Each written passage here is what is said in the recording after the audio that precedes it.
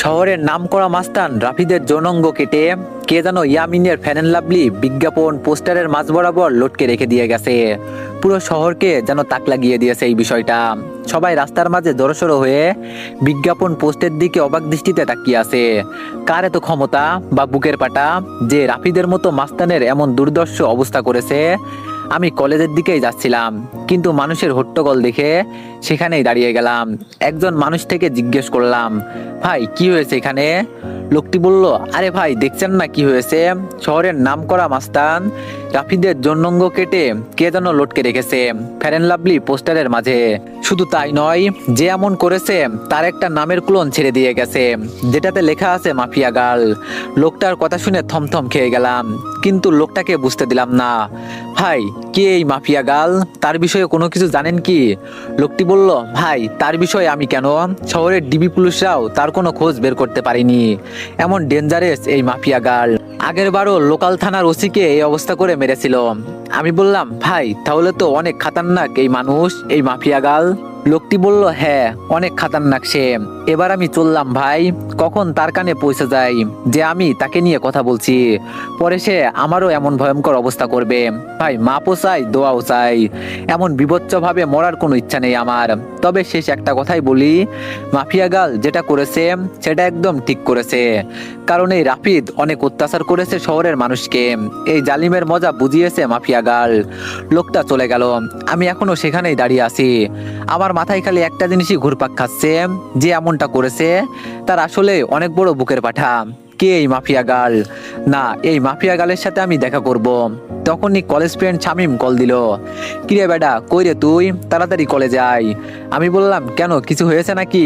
শামিম বলল, তুই কি রাফিদের বিষয়ে কিছু শুনিসনি?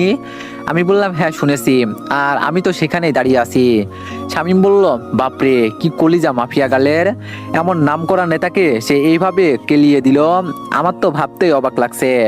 আচ্ছা তুই তাড়াতাড়ি কলেজে আয়। কলেজেও এইসব নিয়ে তোলপাড় চলছে, কারণ রাফিদ কলেজের নেতা ছিল।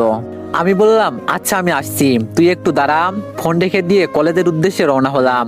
মাথায় এখনো মাফিয়া গালের বিষয়টা ঘুরপাক খাচ্ছে। মাফিয়া গালকে নিয়ে ভাবতে ভাবতে কলেজে চলে গেলাম। কলেজে পৌঁছাতেই দেখি শামিম কলেজের গেটে দাঁড়িয়ে আছে। শামিম বলল, যাক তুই এসেছিস, কিন্তু আজ নাকি ক্লাস হবে না রাফিদের বিষয়টা নিয়ে। আমি বললাম, কি এক আতঙ্ক লাগিয়ে দিল মাফিয়া গাল। শামিম বলল, হ্যাঁ রে, সেই রকম আতঙ্ক ছড়িয়ে দিয়েছে মাফিয়া গাল। তবে একদিকে ভালোই হয়েছে, রাফিদের মতো জানোয়ারকে সেই সাইজ করেছে। অনেক উড়েছিল বেটা, এবার উড়াউড়ি বন্ধ হয়ে গেছে চিরতরে। এজন্যই বলে বেশি উড়া ভালো না।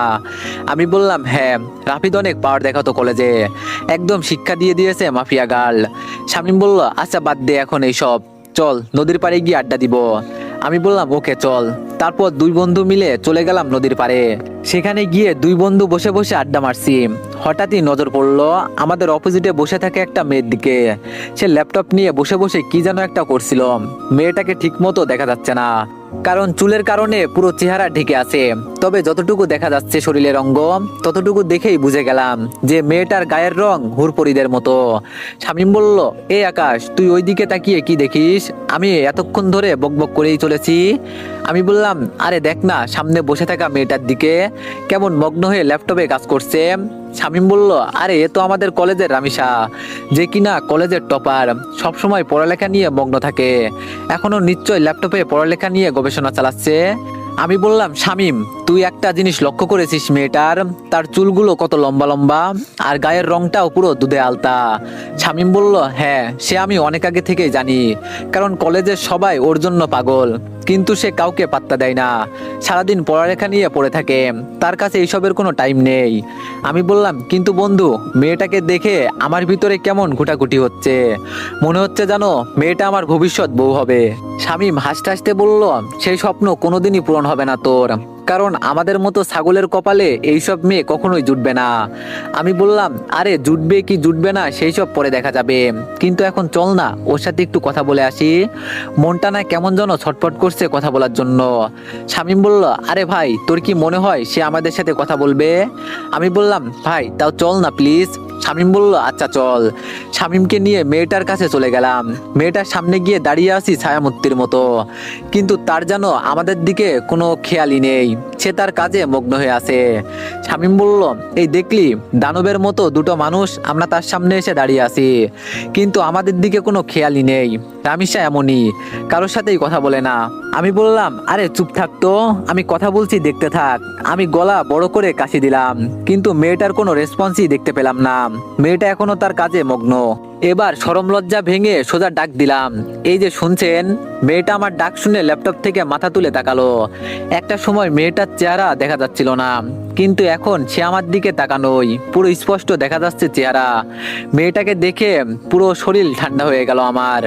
ও আল্লাহ, এটা তো মেয়ে না, এটা তো পরী, পালক থেকে ভুল করে নেমে আসা কোনো হুড়পড়ি।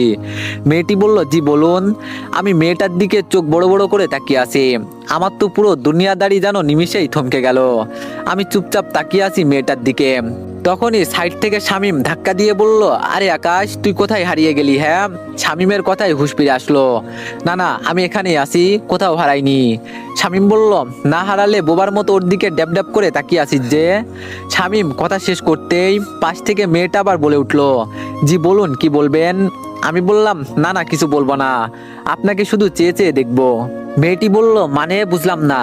আমি বললাম, আরে মানে আপনার সাথে একটু কথা বলতে চাই। মেয়েটি বলল, জি বলুন, বললাম তো। আমি বললাম, আপনার পাশে কি একটু বসা যাবে আগে? মেয়েটি বলল, পাশে বসে কি করবেন? কি বলতে এসেছেন সেটা বলে প্লিজ চলে যান, আমি এখন পড়া নিয়ে একটু বিজি আছি। আমি বললাম, আচ্ছা থাক, তাহলে অন্য একদিন বলবো। মেয়েটি বলল, আচ্ছা। মেয়েটা আবার ল্যাপটপে মাথা গুঁজে দিল, আর আমি বোবার মতো সেখানে ঠাই দাঁড়িয়ে আছি। আমার যেন ভ্রমই কাটছে না। মেয়েটাকে দেখার পর থেকে পুরোপুরি মাতাল হয়ে গেছি আমি। শামীম বলল, এই আকাশ, চল এবার। আমি বললাম, না আমি যাব না, তুই যা। শামীম বলল, মানে কি আকাশ, এখানে দাঁড়িয়ে দাঁড়িয়ে কি করবি শুনি? আমি বললাম, মেয়েটাকে তাকিয়ে তাকিয়ে দেখবো। শামীম বলল, আকাশ, তোর মাথাটা কি খারাপ হয়ে গেল নাকি? কি সব আবল তাবল বলছিস? হ্যাঁ।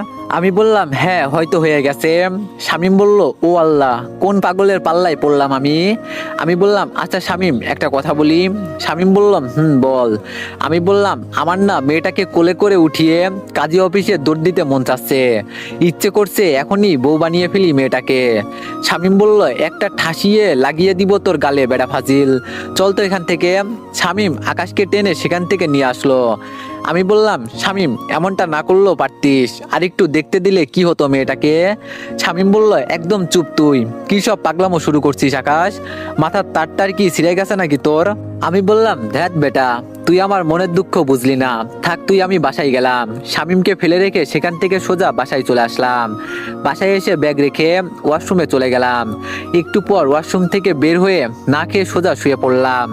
মেয়েটাকে দেখার পর থেকে যেন খাওয়া দাওয়ার সমস্ত রুচি উঠে গেছে আমার। বিছানায় শুয়ে শুয়ে মেয়েটার কথা ভাবতে লাগলাম। মেয়েটাকে নিয়ে ভাবতে ভাবতে কখন যে ঘুমিয়ে গেছি আল্লাহ জানে। এক ঘুমে রাত হয়ে যায়, তাও ঘুম ভাঙেনি আমার। শামীম ফোন দিয়ে ঘুম ভাঙিয়েছে। শামীম বলল, আকাশ তুই কি করছিস রে? আমি বললাম, আরে ঘুমাচ্ছি।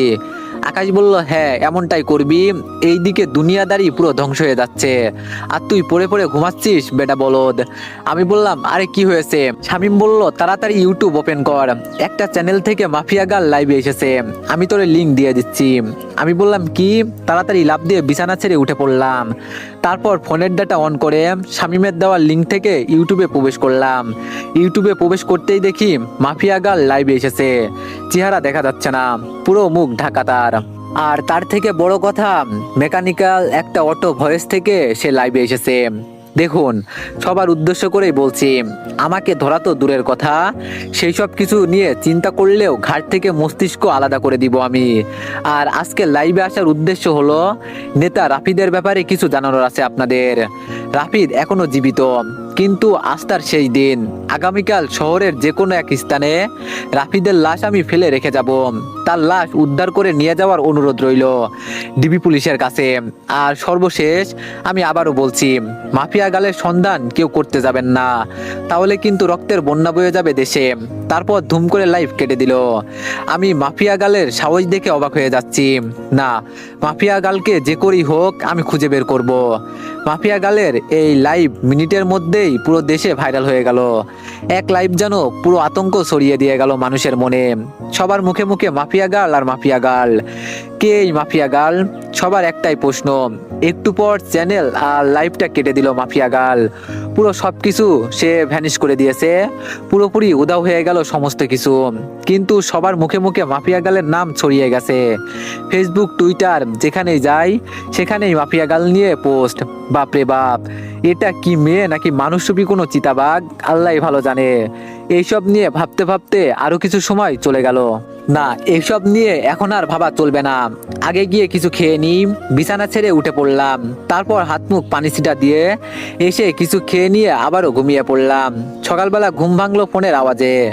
কে যেন কিছু একটা মেইল করেছে। ঘুমের ঘরে ফোনটা হাতে নিয়ে মেইলটা ওপেন করলাম। দেখলাম একটা ভয়েস মেইল। ভয়েসটা প্লে করলাম। প্লে করতেই আমার পুরো হুশ উড়ে গেল। আমি এক লাফ দিয়ে সোজা বিছানা ছেড়ে উঠে দাঁড়িয়ে গেলাম। মাফিয়া গালে সেই ভয়ঙ্কর আওয়াজে কেউ আমায় মেইল করেছে। তো এভরিওয়ান, গল্পটি কেমন হয়েছে সবাই একটু কমেন্টে জানাবেন। আর যদি ভালো লেগে থাকে তাহলে সবাই একটু বেশি বেশি লাইক আর একটা করে কমেন্ট করে দিয়েন। ধন্যবাদ।